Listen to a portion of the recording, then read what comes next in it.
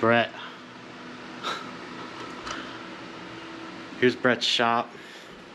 Check this out.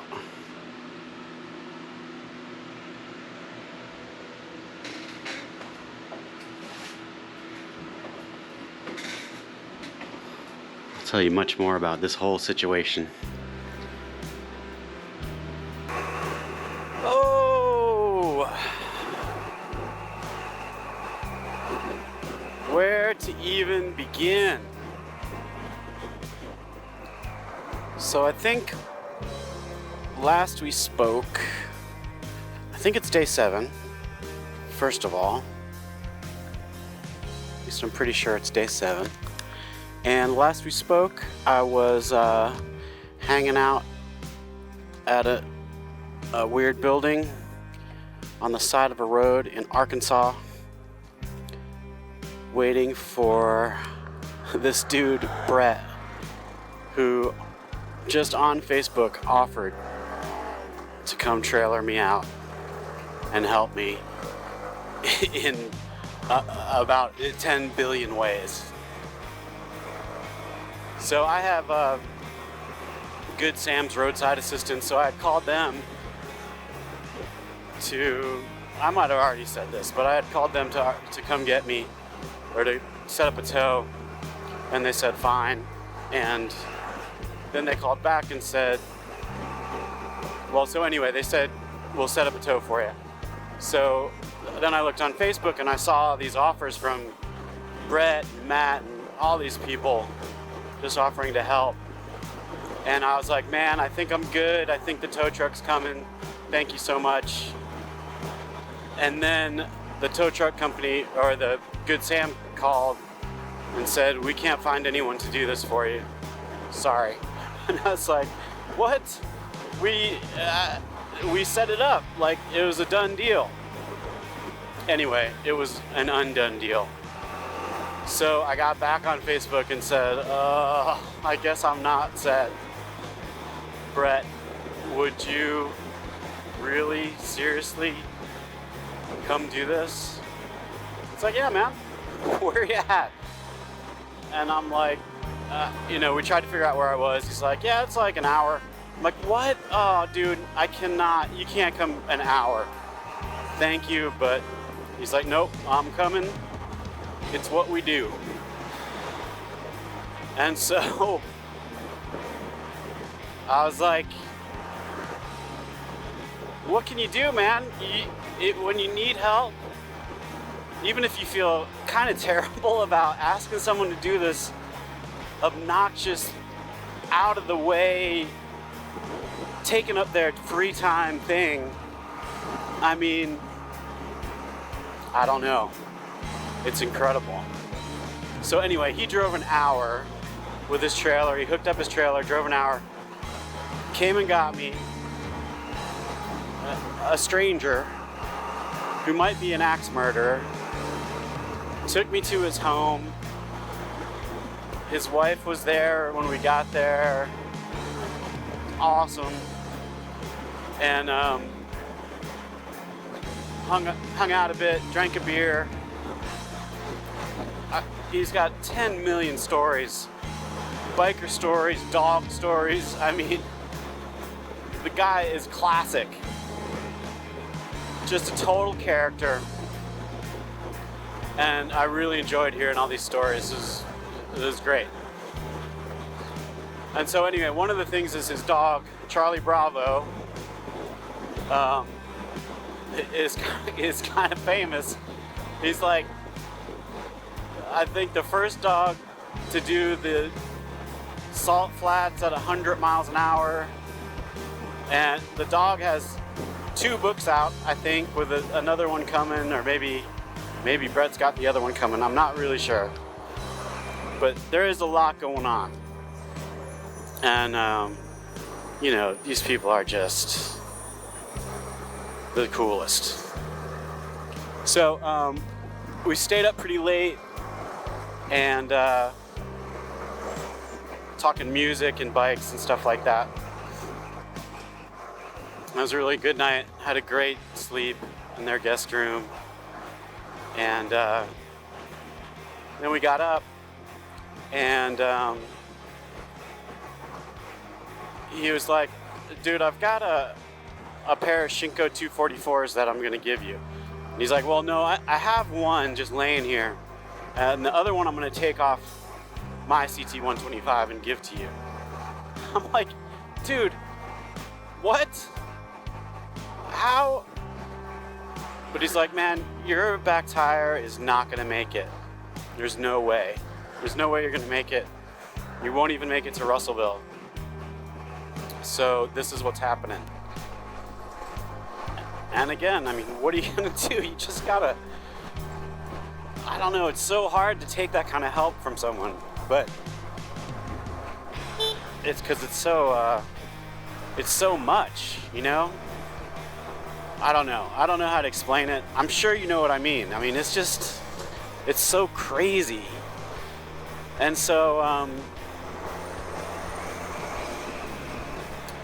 so took the tires off, did all the stuff, went to Cycle Gear, got a tube, and then Matt, who had posted on Facebook too, stopped by Bret's house with 2 tubes, helped me put on the put the wheels back on the bike.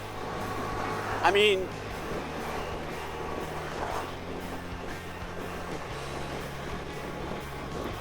I don't know what to say. I'm choking up. Such cool people, man. Unbelievable. So now, man, it's just gonna be on the top of my mind how to pay this forward somehow. I'm sure the chance is coming. But anyway, Bret, Joanne, Matt, holy crap. The coolest. I knew when I got into Arkansas, good things were gonna happen. After talking to the Kale and Kale guys, and then like 3 other people on the road, just being helpful.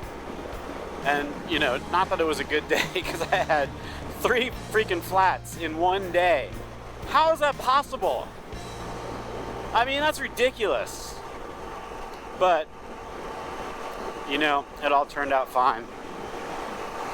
And it was those parts were hell. Changing the tires were hell. Obviously, I'm not a good tire changer because I must have done something wrong.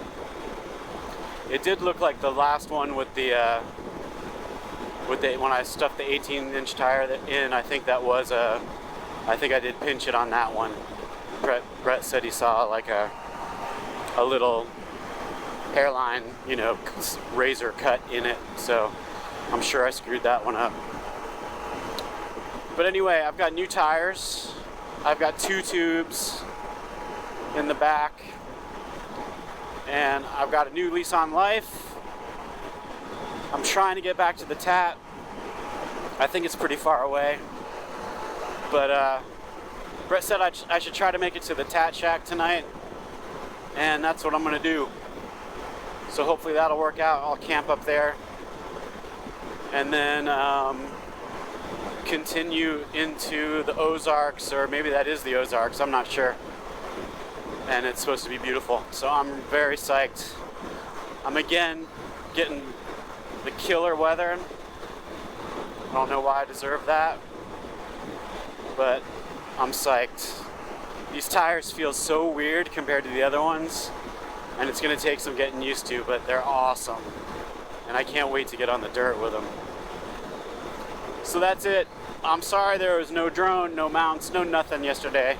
And I'll bet there's not going to be shit today either, because I just want to get back on the Trans-America Trail, get a couple miles, start to feel normal again, and just hope I can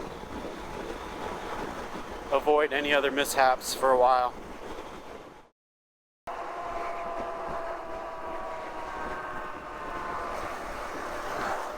I'm forgetting half the stories he told me, man, but oh Jesus, I mean, about him getting airlifted after a wreck, all that. Jesus, all these riding stories with him and Charlie, the dog, on the back. And then he told me the story about this guy who I guess was from Little Rock, and he's a motorcycle rider, and he went across the country, I would think on a 450, I forget. It's a smaller bike that he like built himself in his bedroom or something. And there's this really cool video that Bret showed me of this guy, I guess that this guy made, just of pictures of his rides and stuff, and it was just really cool.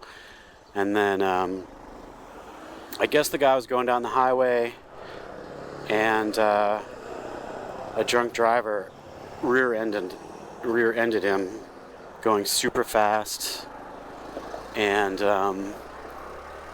messed him up beyond belief. Major brain trauma, and so he's got all sorts of issues now.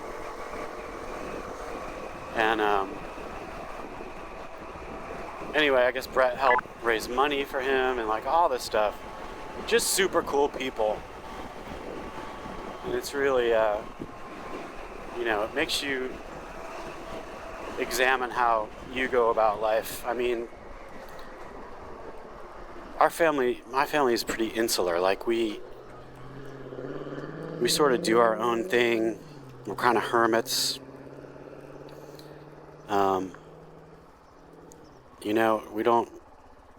We don't mingle that much. We have a couple of good friends, and that's it. We don't put it out there very much, and I think maybe we should change that. The kids aren't like that. They're very social, like all young people are. But me and my wife, like, the only people we want to hang out with is each other. And so we probably should expand that a little bit. So anyway, it's just great to meet people like this and, see different ways of doing things. Anyway, I know you're probably wondering why I didn't film any of last night and today. And, number one, it's just hectic doing stuff. Number two, it's just kind of like people's privacy. I don't know if they're into being filmed or whatever. I guess I could have asked, but I don't know. It just makes me feel weird. So there you go. This is going to be, as far as the filming goes, a boring 2 days. Sorry about that. Okay, hey, this is Future Ange, and I just wanted to interject here a little bit. Yes, these two videos, yesterday and today's, they're not like the other ones. They're just not. But so the Trevor story, I didn't really explain it well there when I was on the bike, but so what happened was, first Bret told me the story of this guy who got hit by a drunk driver and massive injury to his head and brain, and he just wasn't the same person after the accident. You know what it's like? It's like if you met a 90-year-old man using a walker, having trouble, tremors, what you see is an old man, but you don't have any context, All you see is this old man. And the thing that's hard to do is to see that person in context of what their past life might have been. It's pretty likely that Grandpa was 8 billion times cooler than you ever could be. But it's hard to think about that. All you see is what's in front of you. Then he showed me this video where you see this vibrant, young, adventurous dude out there in the world just doing it. And I mean, it's just crushing. And it makes you think about how we're all going to have that drunk driver rear end us at some point. You know, it's not going to be a drunk driver. Maybe it's going to be something else, but it's going to happen. You got to do what you can while you can. And that's a lot of what this trip was all about, with my wife saying, you know, you got to do it now because you just don't know what's going to happen. And so, anyway, I thought about that story. I'm still thinking about that story, honestly. And it's a good thing to have in the back of your mind. But anyway, I was really pissed that I didn't film more at Casa del Wacos with Bret and Joanne and Matt, who stopped by. So I did do a short little Zoom interview with Bret, and I'm going to throw that on now. And again, these episodes are abnormal. Sorry, or not sorry, whatever. So anyway, I just wanted you to meet Bret real quick. Yeah, I just wanted to get your point of view of, like, you know, when you first saw that post, why you responded, and like just the whole deal. Well, you know, we live in we call my house the Casa del Wacos, and we're only about 30, 40 miles off the TAT. So, you know, it's not the first time we've had, you know, TAT riders stop by here. I was watching the forum like I always do, and when I see a Mayday, CT125 in Arkansas, well, I mean, I've got a CT125, and I see a Mayday on a CT1, that's going to grab your attention. But then I reached out to some other people, and you were supposed to be getting some help from somebody there in Stuttgart. So I said, this has been resolved, and I don't need to get involved in this. And I was kind of bummed because such a cool story. To be honest, it wasn't about a rescue mission. I wanted to be part of it. I mean, that was just such a cool thing. Somebody crossing the country on a CT125. I thought I was something for doing it on a CB500. That's, it's a quarter of the displacement. But when as the day progressed and I saw what time of day it was, and I know that area where I'm from, Arkansas, I've been here all my life. I've duck hunted down there in those rice fields where you were at. And I saw 3 flats in the heat that we're dealing with, and the sun is setting. The mosquitoes are going to come up like velociraptors and carry this guy off. And there's going to be a little tiny red motorcycle sitting in the middle of the rice paddy. Nobody's going to know what it's there for.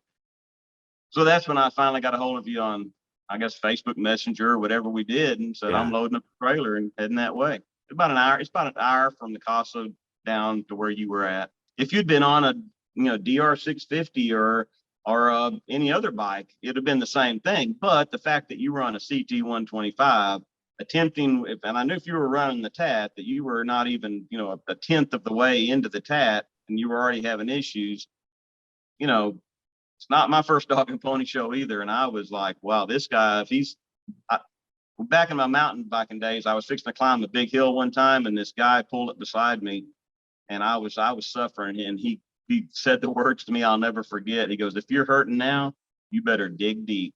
So, right. And that's what I was thinking when I was heading back down there to Stuttgart. If he's in trouble now, he's gonna be suffering before this trip's over. Yeah. Well, honestly, I don't know if I had if I had to camp there that night, and if I had to get a tow, and if I had to, I don't know, man. I was getting pretty bummed out. So, it could be that I was like, maybe I'll do the rest of this next year or something like that. So, one thing, you were behind the 8 ball in more ways than one. I guess this is your first long trip. First trip past like 10 days. Right. Well, me and a bunch, I travel alone a lot with my dog. And even when you're traveling with somebody, what I've always found is the 3rd or 4th day is the roughest day of the entire trip. Yeah. If you're traveling with somebody, that's when you get pissed off because they chew with their mouth open, or they ride too slow, they ride too fast, they want to stop and talk. Or even if you're riding by yourself, that's when the self-doubt creeps in, the loneliness. What am I doing out here? This is stupid. I could be home, doing things I need to be doing. So you get past that 3rd or 4th day, that's a rough day. Right. And you were right in the middle of the day, plus having 3 flats in Stuttgart, Arkansas, which is one of the flattest, scrubbiest places on the, soybeans on one side and rice fields on the other. Yeah. And then when I saw on the page, what really kind of said, man, we need to get involved in this, is when I saw you start posting that your transmission was going. Yeah. I'm a Honda fanatic. Honda transmissions don't go. Right. But I knew right then that, well, I won't tell what I called my son when I left to come down there and find you down there by your GPS coordinates. And I called my son, who also rides a DR650, and he's taking a lot of long trips with me. Thumper on ADV Rider, Thump Start, I mean. And he said, the first thing he said was, that bike's in his head. Yeah. Your bike was in your head. You had too many flats and you were hearing noises in your transmission. That's why before you left the next day, stuck that broomstick up against your transmission when your bike up on the center stand and said, listen to it. You're not hearing a thing, man, a thing wrong with that transmission. You need to adjust your chain, get a new tire on there, boom. Yeah. So, and you're totally right, because even after you did that, and I'm like, yeah, there's nothing going on. Still for the next 6 hours, I was like, I know I'm going to hear it again. I know I'm going to hear it again. So it took a while to get over it. I mean, and of course, I never heard it again. No, man, it's a Honda. It's a Honda, man. I got 3 of them. My dog's name is Charlie Bravo because she's named after a Honda CB500. Yeah.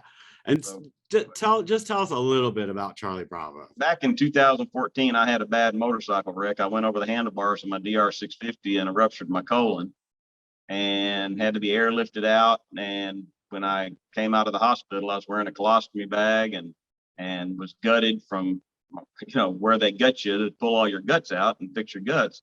And I had to wear that colostomy bag for about 6 months while my insides healed. Well, about 4 weeks into that process, my son Zach came over and said, let's go for a ride. And here I am wearing a colostomy bag and all the other goodies that come along with it, and went out for a ride. And rainy January day, and I was riding a CB1 and my son was riding a CB500, and we came around the corner and found a dog crate in the middle of the road, on the side of the road in the middle of nowhere. And somebody had stuffed a dog in that crate and left her to starve. And cut out all the BS. Now she's got about 30,000 followers on her Facebook page. She's got 2 books on Amazon. She blogs 3 times a week, and she's the Arkansas ambassador of motorcycle. And so, yeah, she loves to ride. I don't know if you can see up there. She rides on the back of the CT. And over there, you can see she rides on the back of the Honda Nighthawk. And we've crossed the country a couple of times with her riding on the back, and we just go. And that's why you feel a little bit of empathy when somebody else is behind the 8 ball and having flats and probably borderline heat exhaustion. It was a really hot day that day, and you're down there in South Arkansas and no shade. Right. Horse flies during the day and mosquitoes at night. So yeah. Well, and it wasn't even like that you picked me up that night, and it was like pretty much the whole next day you spent helping me sort stuff out. So, well, what are you going to do? I mean, I'm not going to leave you, but man, when you left here, and I call, a lot of people were following your progress then, like the guys from Cycle Gear and the Matt from down in Denton, right, who rides the CT110 and all that. And I told them where you were going. I said I'd put you on the TAT Shak because you didn't leave the house till like 1:30. Yeah. And then when you texted me that night and said you'd reached the TAT Shak, everybody's like going, he did what? And then the next night you said you were going to hit Devil's Den, and they're like, no way. He won't make it across War Loop Road. He won't make it across the Ozarks. Next night, you're in Devil's Den. That's when I knew that cat's going to be all right, man. He's rolling. Yeah. So just the fact, not only did you come get me, all that stuff, then you took a tire off your bike to give to me, gave me another tire that was lying in your, in your shop. It's just crazy, man. Crazy. Yeah. To me, it's not crazy, man. That's what we should do. I mean, we've had people come through here from Ukraine, Spain, all over the US. That's been great. That's the cool thing about this whole ADV rider thing. The camaraderie is so it's special. Well, it was super cool, man. I just couldn't believe it. I still can't believe it. It's pretty amazing. Pretty amazing is right, man. I'm so psyched to have met Bret and Joanne and Matt. And can't thank them enough. Amazing. All right, now we're gonna get back to some riding for a bit.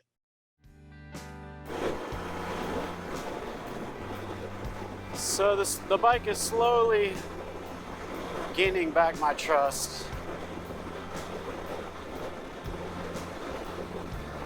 After a day like yesterday, man, you're just like on pins and needles for when is the next bullshit thing gonna happen. So I'm hoping by like tomorrow I'll probably be back into the groove.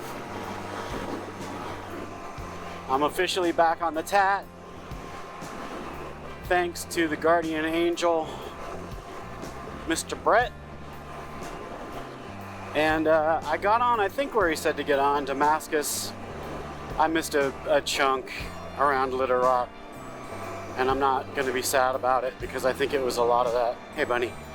I think it was a lot of that, you know, flat, crisscrossy, dusty, marbly, sandy stuff with just farmland everywhere. So, whatever. I'm starting here again, and this section goes into the Ozarks, which I'm really looking forward to. And the goal of the day is to get to the TAT Shak.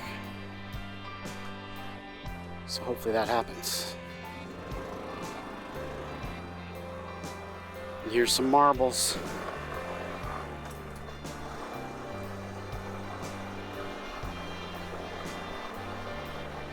Oh, I can tell these tires already. So different. I'm still gonna go slow though.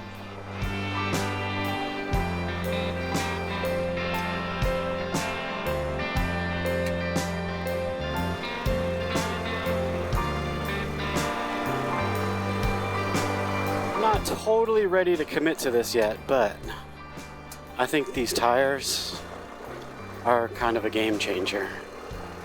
Bret, you were right. I don't know what I was thinking. I just was like, honestly, mostly it's because I'm a cheap bastard. And I was like, I want to get all the miles out of those stock tires. But it was also because we took it on Hurricane Creek and the SM500 and had no problems. So I kind of thought those tires would be fine. But having nothing to compare them to, I had nothing to compare them to. Now that I do, I would say that those tires suck a little bit. So I'm psyched.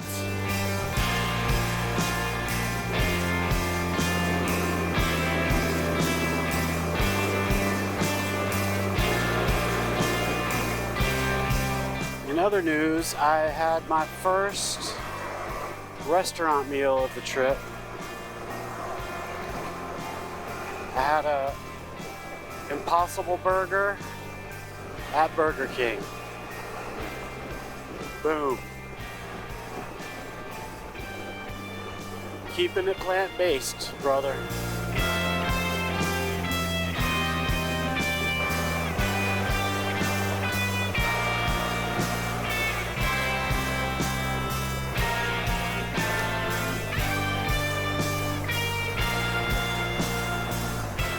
Saw a bear. Let's see if he's hanging out up here. Kind of hoping not. Nope. Oh, there he was, down that.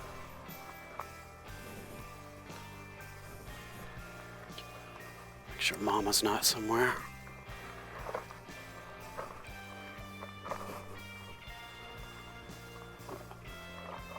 Of course, he's gone.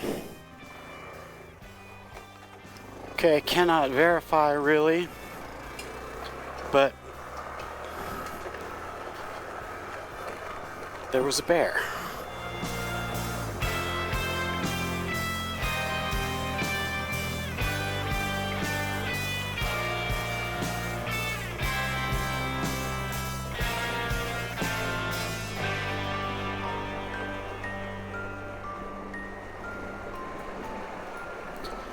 So I'm just cruising through these forest roads. It's beautiful.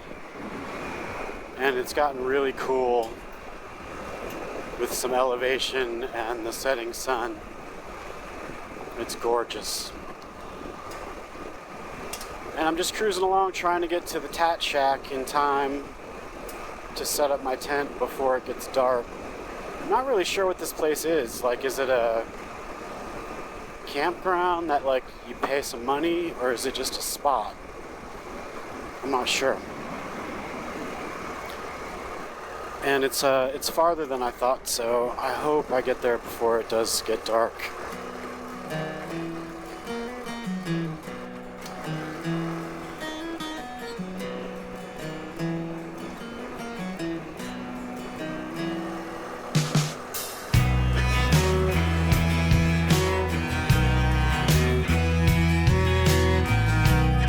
It's getting pretty Ozarky up in here. You know what I mean? It's pretty.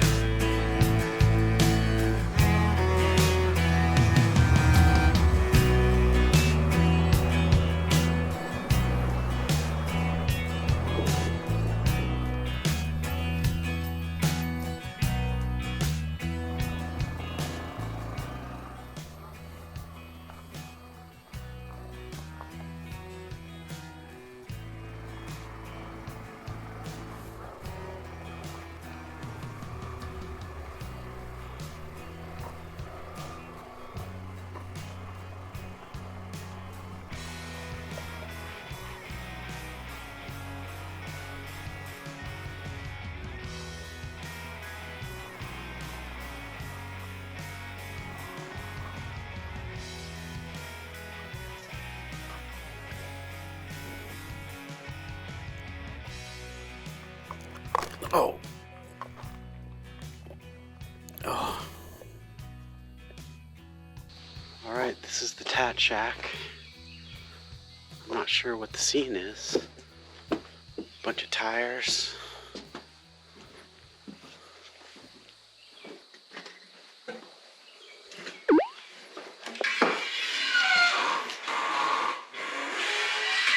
Little kitchen.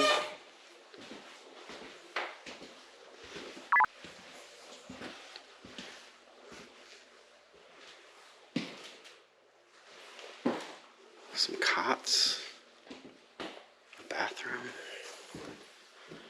some cots,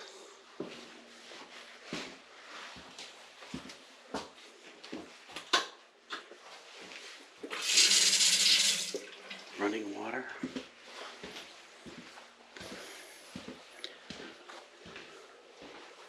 how cool. PBR? Who is this cool person? TAT Shak rules. No smoking. Do not block driveway leading clear of boundary. No bikes inside. Put burnable trash. Do not piss off the neighbors. They have more guns and ammo than you do. Fair enough, man.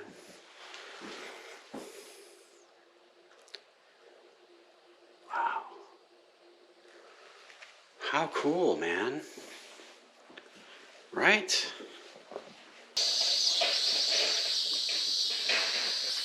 That's Pete driving away. I was just filling out the guest book and just was like, again, amazed at the hospitality of people. And so I just met Pete, the guy who did this whole thing, or who has it. It's his place. So cool, man. So cool. I'm glad to have met him too, because I was like, writing in the guest book, like, whoever you are, you're a badass. And he was driving in his driveway, and I got to meet him, which was really cool. So anyway, I mean, you know, why? He doesn't have to do this. He stocks it with beer. I mean, it's just amazing. It's so cool. And you know, after riding all day, to have a place like this, you don't have to set up your tent, just crash, and it's really cool.